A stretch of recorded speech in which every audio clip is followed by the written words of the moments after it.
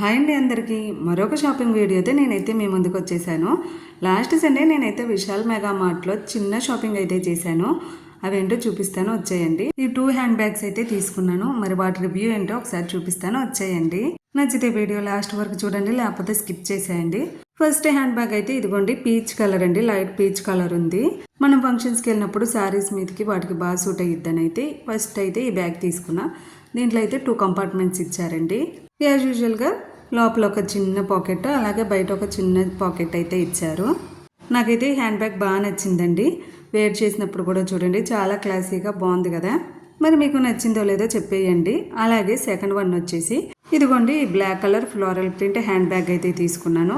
ఒకటేమో ఇందాక చూపించా కదా, అదేమో ఫంక్షన్స్, కానీ ఇదేమో మాకు బాబు ఉన్నారు కదా, బయటికి వెళ్ళినప్పుడు చక్కగా ఏమైనా పెట్టుకొని వెళ్ళడానికి యూజ్ అయ్యిద్దని తీసుకున్నాం. ఇదైతే కొంచెం పెద్దగానే ఉంది.